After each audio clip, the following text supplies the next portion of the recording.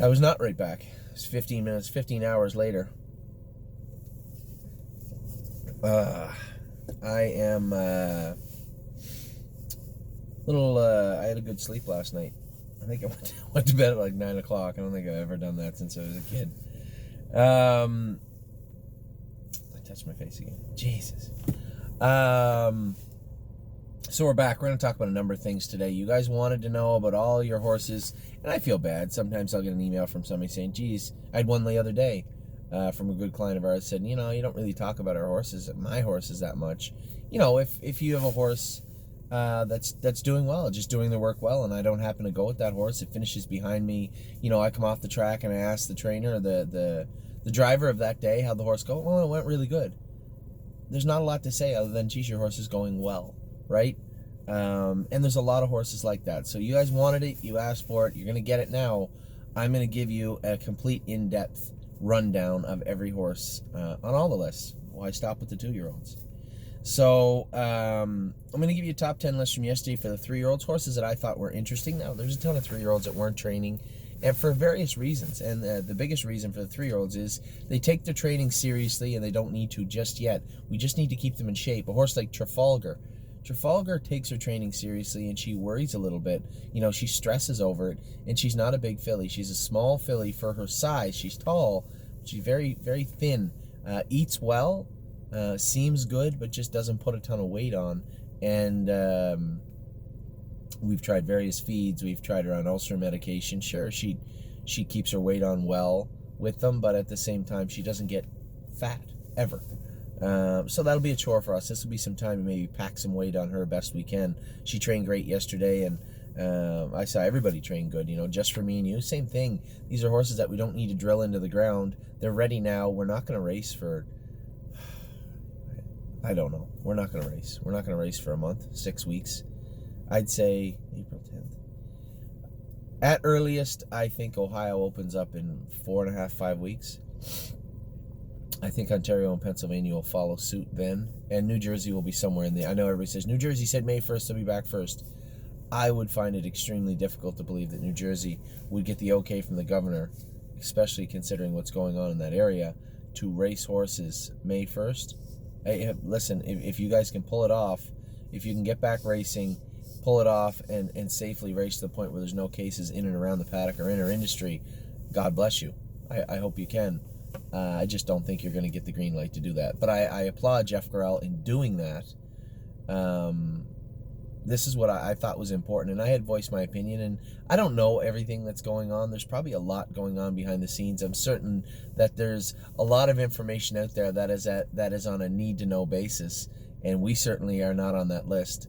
And I don't know if the stewards of this industry are even on that list. So I'm assuming they're being quiet about it, but at the same time, I applaud the fact that Jeff Gorell said May 1st, even though I don't believe there's any possible way he could start back May 1st. If he does, great, but if he doesn't, I suspect in another 10 days you'll see an announcement saying May 1st is moved to May 15th, and potentially May 15th will be moved again.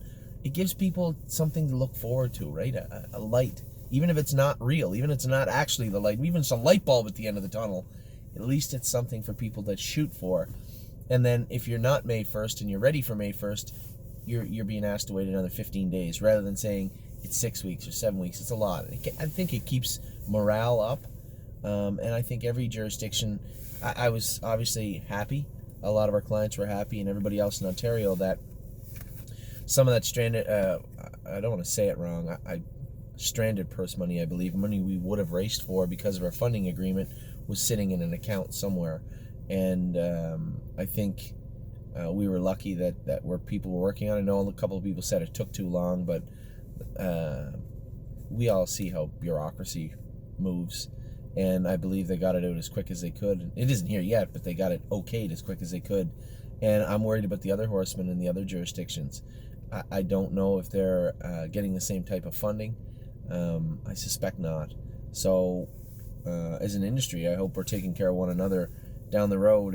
If horsemen in, I don't care, Virginia or Florida or Pennsylvania, Ohio, New York, whatever, need help, I hope the industry chips in. I know there's And I know we're in the same place everybody else is. We're just trying to hang on, right? And our personal plan for the stable.ca, listen, I'm like everybody else out there. Here's the pecking order, and it's the same in your family and everywhere else. Our family, 65 Moffat Lane. I'm very concerned. We need to make sure everything stays tight and battened down. Having said that, I got a drink today. It's the last little bit of. Somebody gave me a. It's funny how many of the gift cards you find in your house when you go looking. So we did have a couple of Starbucks cards. It's worked out really well. We all want to take care of our families, right? For me, 65 Moffat Lane is pecking order number one. My kids, my wife, myself, and secondly, the stable.ca. Make sure everybody, our clients, are comfortable as they can possibly be through these terrible times, and that also our employees are taken care of. We've been able to keep everybody on board and paid. I'll be quite frank. A lot of the time, purse money, between bills, invoices coming in and purse money, there's always that rollover, right? So we always have money. No purse money, there's a gap, right? Between the time it comes in the mail to me, there's a gap, and I've chewed through a lot of money filling that gap up. But everybody's employed thus far, and everybody is safe so far. We've had no incidents at the burn. Really, the only issue we had was somebody was complaining on Facebook that we had told our clients, when we were allowed to at the time, come out to the barn, stay up by the fence, social distance, and watch your horses train, which they have, or which they did. And there was nothing wrong with that. I guess the perception was that potentially our clients were walking around the barn area also. But typical social media and Facebook fashion, nobody asked, they just assume. And of course, everybody has a medical degree now on Facebook. So it makes it that much more difficult. Anyway, it's 7 minutes. I never got a horse mentioned. That's the way it's going to be. I have nothing better to do now, and you also have nothing better to do now. So that's the way it is. Number 10 yesterday, I'm going to put him at 10 because, one, he ruined the 2-year-old set, and two, he did look good, but how couldn't he? He was in with 2-year-olds. Giddy Up Max. Giddy Up Max looked good yesterday, did his work well, was strong, much stronger than we needed him to be. But, somebody had said to me after that set, why are 3-year-olds in with 2-year-olds? Well, in Giddy Up Max's case, I didn't want him going fast. He had just qualified in 57. He doesn't worry or stress in training, but he didn't need to go fast. So I just assumed we put him in the middle of the pack and work it out. And Harry said he was a little grabby and bully, and he went too fast and whatever. But he looked good himself. Giddy Up Max was good. Capistrano was good yesterday. I always love watching this filly, right? Because she's so tiny, but she's got such a big engine in her. She just loves to go, and Harry said she's just been awesome. Every week, Sylvain went with her the first week in the schooler. She was on the left line. Her hobbles were long. She was rolly. Next week, we qualified her. Pulled her hobbles in a bit. Still on the left line a bit. Still a little bit rolly, making a noise. Now, for those of you out there, Capistrano's made a noise most of her life. I don't know whether it's when she's going slow, when you grab a hold of her after the race, you can hear her make a noise all the time. And I think it's a release for some reason. They used to have a beautiful little trotting filly that did that. Her name was Sophisticat. And she used to do that all the time. She'd make a noise pulling up. Every time, if she made a break or pulling up, you could hear her make a noise. And I felt as a driver sitting behind her, one, it was a confirmational thing, and two, it was a release. Like, this battle is over, and it was like a sigh of relief almost is how I took it. But she was fine yesterday, never made a noise. She was great. Canadian Titan comes in at number 8, only because you guys saw her make a break and she didn't look good. Now, the battle going on behind the scenes with Canadian Titan is, as I said to Mario, we can't keep assuming she's the same as she was when she was 2. She's bigger, she's stronger. And for those of you out there who watch the training mile, go back and watch set number 1 and just try and figure out how fast Canadian Titan came her last half. Look in the picture going by the half where she was. Look in the picture where she was finishing up. And then continue to watch the video through the closing stages of the video itself after the mile where she comes from. She ends up passing everybody and trotting away. 1, 2, 3, 4 look great. Now, here's the problem. She warmed up awesome. Looked good. when we theoretically post-paraded her, she looked good also, and I scored her down a little bit. She looked awesome. Then I pulled her up to the outside of the track and I let her walk for about a minute to cool down before we turned to go our mile. After we turned to go our mile, whether it was the fact she was with other horses, or maybe she just wasn't 100% comfortable on her feet, were maybe a little bit sore, maybe her right knee was bothering her a little bit, she wasn't good. And if you can see the first quarter of a mile, I was trying to keep her together. Finally, she made a break. So I set her back trotting, and I gave her about an eighth of a mile to cool down. I hit her smash in the butt, and she took off. Trotted through the third and fourth turn without incident perfectly, and then finished up flying through, which theoretically would be the fifth turn, into the turn afterwards. Got to the inside, come out around two other horses and trotted away, and looked fantastic. I think she's already proven she is a nice filly. Now it's just a matter of getting her comfortable, 100% sound, comfortable, and confident on the track.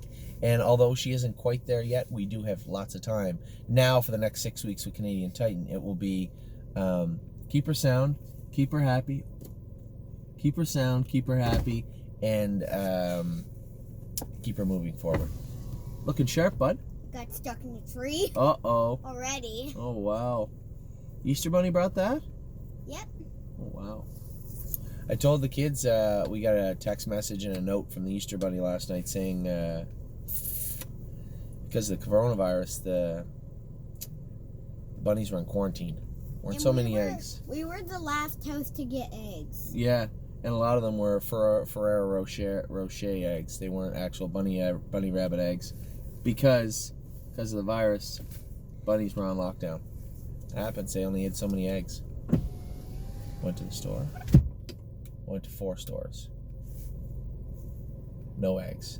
For some reason, lots of toilet paper now. No Easter eggs of any kind.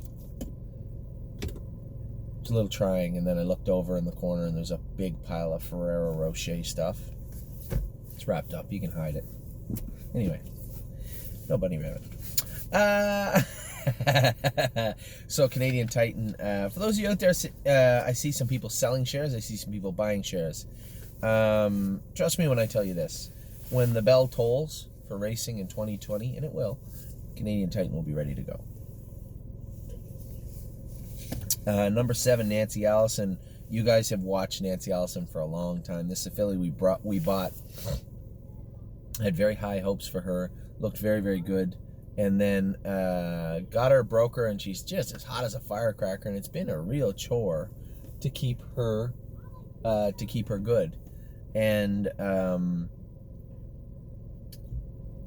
2 weeks ago she looked terrible. Last week I told you she looked better, but she did make a break, and she had a number of 2 or 3 little corns in the inside corner of her right front foot, which caused some problems. And it can for any horse, especially horses that are prone to coming unglued and going crazy. Yeah, that can be a real problem. Nancy Allison, just a different horse yesterday. To be honest, Globetrotting, this will give us some time to keep some weight on her. I thought she looked a little thin the other day when I saw her. We haven't really stepped on the accelerator with Globetrotting yet, and she's itching to. We'll probably throw. I know Jason believes that she's going to race with hobbles on, without hobbles, and that's not going to happen. I can see her coming out of the turn, putting those same little shuffles in that she had before, and the problem is at very high speeds, which she's a very high speed horse. At very high speeds, those shuffles turn into breaks. So I'm almost certain that. I hoped Globetrotting, and she probably will as a 4-year-old maybe. But as a 3-year-old, I think we'll probably throw the hobbles on her at some point. But Nancy Allison was going to go right by her. And may have anyway. The angle on the video, I couldn't tell. And I didn't ask either of them who won. I was focused on Canadian Titan and wasn't really that concerned at the time. But looking at the video, it looks like Nancy might have collared her. Not a big deal either way. But it's a big deal in the fact that Nancy Allison looked great. It's not a big deal in the fact that I'm not that concerned with Globetrotting and how she looks right now. This is a filly where we just want to keep her looking good. We'll push, I think, from what I've seen with these 3-year-olds, Sunshine and Shade's going to be further up the list a little bit the way he looked yesterday. But a horse like Sunshine and Shade looked mediocre when he trained, when we asked him to do more than he could. And that was the day we asked him to qualify. Mario went a mile in 59. They went in 55 up front. He looked lost, right? like a sheep. And he looks like a killer now. That was 3 weeks of hard work. And I think that 3 weeks of hard work really tightens him up. Johan, perfect example. This horse that was at a competition forever, right? Hadn't done anything since last June. I schooled him a couple of times. He looked okay. He looked decent. I was hopeful. Then we went and trained him at the farm, and I'm like, whoa, where'd this horse come from? This looks like the old Johan. He looked great today. And then yesterday, it really put a smile on my face. I know he made a break, and it kind of spoiled it a bit. I think I would have floated back to the barn had he not made a break. It was just so exciting to see him, but that was at 3 weeks of hard work, right? Those fast miles, big last quarters, big last halves. And then you look at a horse like Globetrotting. We haven't asked her for any of that yet. So given the way the horses are training, how they look, I think 3 weeks of pushing hard and should be ready to really dance. We're looking at a potential hopeful start back. And I mean, Ohio has to, before they say, hey, we're racing, when are your 3-year-olds racing? The ones that were supposed to race now. I mean, they've already missed. They're already going to miss one for certain, potentially 2 stake races. When will those stake races be? And my biggest question that isn't really answered, because I don't know if a lot of people other than the racetrack can answer it, do these tracks have money? I know the sire stakes are funded, but will Scioto open without its casino open? Now, it was answered to me, Northfield has some money there, so they could potentially do it. They could dip into that money to race for, but will Scioto? And I can't imagine we're rushing to get a casino or get a racetrack open because we can social distance, because we can stay away from one another, because we can run 3, 4, 5 races at a time where literally, we can stay well away from one another and still race our horses. How's a casino open? I would think, as far as society is concerned, as far as we are concerned, the last thing to open would be a casino. And if these tracks are linked to casino money, that's a problem. So there's still a number of things. You know, we're all sitting there with our pom-poms waiting for one jurisdiction to say we're racing in a week or 2 weeks or 3 weeks for certain, you know, because we get the okay from the governor or the premier or the prime minister. You know, we're all sitting there waiting to shake our pom-poms, but at the same time, what about the places that are hooked on to casinos? Here in Ontario, because of what happened in 2012, we are subsidized. So we have a long-term funding agreement with Ontario. When we go back to racing, if the casino doesn't open up right away, I'm sure it's a strain on the government, but at the same time, those funds are there. Dalton McGuinney wanted it that way. So did Kathleen Wynne. Well, you get your wish. So that's a concern also. So where was I? I'm babbling again and running all over the place. Number 7 was Nancy Allison. She was fantastic yesterday. Number 6, Globetrotting. Not really worried about Globetrotting. As I said, 3 weeks. I need 3 weeks of heavy lifting for Globetrotting, and I think she'll be ready to rock. We haven't even begun those 3 weeks yet, so I'm not that concerned. What is this girl doing? Ava, what are you doing, honey? Oliver's playing onto the roof. Get down from there right now. I will get the plane. Get down. She's at that stage now where she just thinks she's a monkey or a Supergirl. I don't know. She was literally thinking she was going to climb up to the roof of the house.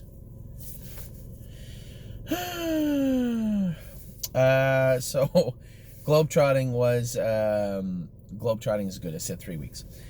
Johan, number 5. I can put him wherever I want. Yeah, he made a break. I don't care. Johan put a smile on my face.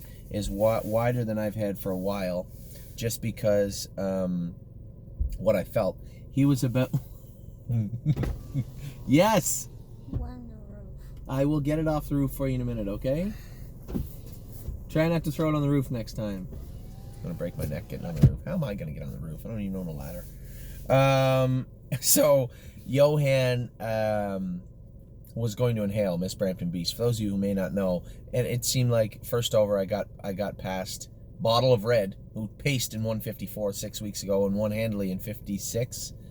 I blew by her with Bottle of Red, or with Path of Totality first over. So a first over attacking position when the other horse on the front is kind of waiting for you in the turn a bit, I believe, was a benefit.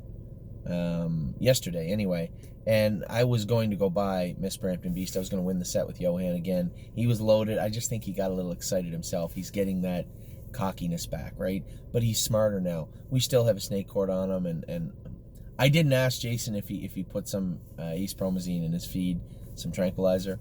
I'm assuming he did, but Johan has been so much better. I see a common trend with the Sebastian K's. All of our 3-year-olds that we haven't had ended up getting tranquilized when they're training. But the good news is I know that he didn't have any TQ the day one of the days he schooled or qualified, and he was pretty good.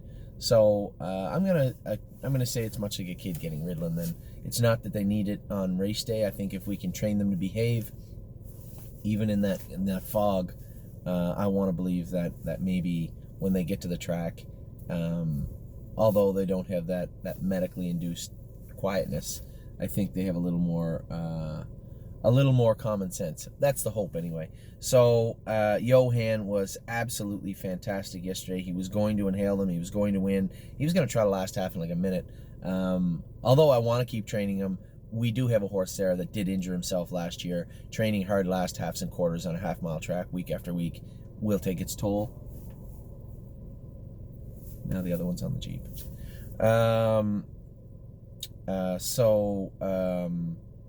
Johan was very, very good.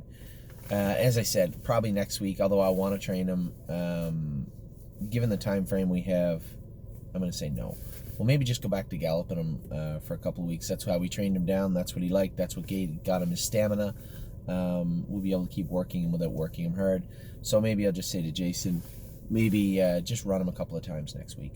Number 4, Sunshine and Shade. This horse looked great. I went back and I didn't get to see him live because I was back quite a bit. But I went back and watched the video of him. Sunshine and Shade looked really good yesterday. You can see he looks bigger. If you take the time, I don't know how well you can see it in the qualifier, but if you go back and look at the qualifier, he looks a little more frail, a little more tucked up. Yesterday, he looked bigger. He just looked bigger on video, and finished up strong and drove away. Looked very, very good. Mario was very, very happy with him, as he should have been. The horse looked fantastic. Number 3, our girl's back in town, Knockdown Dragout. A lot of people ask me after, did you TQ her? Did you TQ her? Of course I did, right? But that's not to say, keep in mind, there are horses that you can TQ them. They still pull and lug a little bit. It's not like you're knocking them out. They still have to be able to perform. So they're there, but just a little subdued. And Knockdown Dragout, I got to take her back, sit at the back easily, quietly with her. And then when I moved her, she was all business, finished up strong. I don't know how much Aki Svanstedt was with her. I didn't get to have a conversation about how fast he trained her with him or Sarah, but I know she went a mile and 2:11 yesterday, pretty easy. Her last half had to be 1-1 apiece. She couldn't blow a match out. And I tell you one thing, they definitely worked her. They might have thought she was hot or crazy, but they definitely worked her because she couldn't blow a match out in the bass stall afterwards. Just looked absolutely fantastic and felt great. For those of you who want to take a real close look, she never had a boot on. She just had a bell boots up front, nothing behind, nothing anywhere. Little closed bridle, tight martingale with a brain cord, and nothing in her mouth because she does despise the snake cord. If we can get her there, mildly behaved, I think we can race her without it. The rope snake cord, she despises it. The wire one's too much for her, and the rubber ones are kind of useless anyway. All it's going to do is annoy her. So maybe we will go back to a mini bit or something, but for now, she was good yesterday. Obviously, she had earplugs and a hood on, closed bridle, Murphy blind outside. She coasts out a bit in the straightaways. With the Murphy blind out wide, she stays straighter in the straightaways, and she doesn't get in as much in the turns. You start adding head poles and line poles, it's a problem. And listen, she tried to half in, like I said, 1-1 yesterday. She had to come 29 seconds on the end of it in the last quarter and was 3 wide all the way around the last turn on a very tight half-mile track. I suspect we won't have any issues moving forward with Knockdown Dragout. Obviously a big step forward mentally for her to do what she does. Obviously she understands what racing is. It isn't that she's a lunatic runaway. She understands it. If she didn't, regardless of the TQ or not, she wouldn't be able to sit behind a horse. She'd be climbing all over and being crazy. And then when you went to move her, she'd go wide open. And she would do that last year. When I floated her out second over, she followed cover politely. She got a little grabby in the last turn. Rather than fight with her, I just filed her 3 wide, and she was trotting hard to the wire. And we were making it, and the horse that beat her on the inside is number 2, Watch Avenue. Watch Ave left out, sat. This is a horse that shouldn't. Take a look. Just scalability-wise, take a look at Watch Ave and look at how big he is around all the other horses. He is that big. He's a giant and should not be able to get around Tomiko Training Center the way he is. I know he made a break in his last race. This may sound stupid to you. So for those of you trainers out there, you know, once a horse starts hitting their knees, it's really difficult to get them off it. And there was a mark, just a mark on Watch Avenue's knee after the last schooler I went with him. And I had said to the caretaker, I said, I probably should throw some knee boots on him. So the next time he raced, which was his last start, he just threw the knee boots on him. Which, not his fault. Absolutely not his fault. But what happens is he got picking at his knee. Pick. And he made a break going into the first turn. And for whatever reason, some horses will do this. He wore no knee boots at Tomiko the last 2 weeks. Paced his own last half. Had to be in 1-1 yesterday. 30 seconds on the end of it. Flying up the inside. And you could see him get out of gear a couple of times. He might brush that knee. We can tape it up. But with knee boots on, I think he just gets into himself a little much. It sounds stupid, but some horses do. And it was Kevin that brought it to my attention. I think he's right. He said, about 4 or 5 days after he made the break, he goes, did you tell him to put knee boots on that horse? I said, I had mentioned after the schooler that, maybe knee boots would be the way to go. I assumed he'd talk to you. And he said, no, I think he just remembered the remark on his knee and borrowed a set of knee boots and put them on the horse. I said, well, good for him for trying. I said, it would have been easier if he had taken it that extra mile, picked up the phone and called Kevin and said, hey, this horse touched his knee last time we schooled him. Should we put knee boots on? And Kevin might have said yes. Probably would have said yes. So he believes the horse made a break because of the knee boots. At the time, I thought it was a stretch. I don't think so now. I think probably he's right, especially after watching. We did nothing different, 0 different.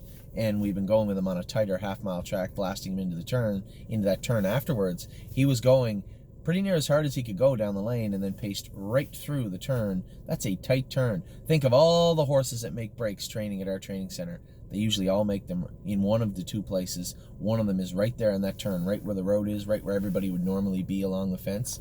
Right there. It's a tight little corner, tight little turn to come out of there. And he paced straight through there, no problem. So Watch Avenue looks fantastic right now. Mario's only gone with him maybe 3 or 4 times. First time he went with him, he said, this is a Mohawk horse. I said, okay. You can drive him. You and James can drive him. It's not that I don't like driving him, but he's got a heavy mouth on him. And I don't really like the, you can jog him along around. And the horse a horse I love used to be like this was Road Tripper. You jog him along and then you go to turn him. Stop him? No, there's no stop. He'd just stay right in second gear and you'd have to fight with him and fight with him and fight with him and fight with him and then turn him around. And Watch Avenue's the same way. And then you get him in a hole and he can get himself in trouble and climb all over people. It's stuff he'll learn. Like you talk about knockdown drag out. Same type of thing with this horse. He's stubborn, right? Not quite as much as her, but stubborn. And Mario gets along really well with him. James likes him. I think, truthfully, Mario gets along with him as good as anybody I've ever seen. So Mario can stay on him as far as I'm concerned. So Watch Avenue was fantastic. I know everybody was watching Knockdown Drag Out, and there was a lot of impressive horses, but nobody in my mind was nearly even remotely as impressive as Path of Totality. That was a massive last quarter, last 3/8 of a mile, first over into a pacer that's already paced 54, taking a mark of 156 handily. And Path of Totality came first over and dispatched her down the lane. That was an impressive move. I didn't know what kind of horse Path of Totality would be this year, but the Pennsylvania fillies we had trouble with last year. Knockdown Drag Out could have been a Sire Stakes filly. Mentally, I just don't think she was ready. Path of Totality, we raced her in the first Sire Stakes and then put her back in the Stallion Series. Path of Totality could be a stakes filly. This filly's legit. That was a impressive move she made yesterday, and I am very, very excited, one, to get back racing, but I want to see how Path of Totality does when we get her back racing. That was impressive. So those are the 10 that impressed me. Listen, lots of them didn't train, and some of them just went around. Like Excellent Nation just went around yesterday. We just wanted to get the horses a little workout, but some of them did catch my eye, right? Path of Totality, Watch Avenue, Kath, Knockdown Dragout, Sunshine and Shade, and Johan, Nancy, Allison. Those are horses that I had expectations, and they blew right past them. For yesterday, looked very, very good. I really didn't know what to think when I went with Knockdown Dragout. Is she going to be crazy? Is she going to leap and go out of her mind? Is she going to be behaved? I mean, the way she went was probably less than a coin flip yesterday. I was very impressed with Knockdown Dragout. We're never impressed with her speed. Mentally, I was impressed with what I saw. Watch Avenue was incredible yesterday. Not quite as incredible as Path of Totality. Very, very good. Sunshine and Shade is starting to look very good now. He's starting to train into shape. Johan, I finally saw the Johan that, as I said yesterday, that I fell in love with. This horse, I hope to God he stays sound. Now, obviously, before we come back and qualify him, we're going to train him up a little bit more. I'm going to get him up to the clinic and get that leg scanned to make sure it still is 100% good. I believe it is. It looks fantastic. He certainly feels fantastic on it. So Johan appears to be back, which I didn't know if he would. I'd said to Steve and I own almost all the shares of Johan, and I said to him, I said, you know, if he comes back to be a condition claimer, as long as he's a good condition claimer, I don't care. You know, you never know what these horses will come back like. And he certainly feels like a good horse now, and that was a big move yesterday. And if you watch closely, watch the video. If you watch the video closely, it was just him getting excited. He was just ready to rock. We were coming out of the turn, and he wanted to attack, and he just lost himself. And it was just one step further, and he was out of the turn. So I think he was just trying to cheat a step, and I lost him. So Johan is so excited to have him back, and then obviously Nancy, Allison, the way she was yesterday was impressive. The other horses were exactly how I expected them to be. And for the people out there, I'd like to reiterate, Canadian Titan, don't worry. As I said, little by little, we're getting her in a position where she looks very, very good. Somehow, I've turned this into a 32-minute video. Wow. Well, get something to watch. Anyway, I'll be back in a minute. You think 32 minutes is lots? Wait until what I give you about the yearlings. They're 2-year-olds. Take care.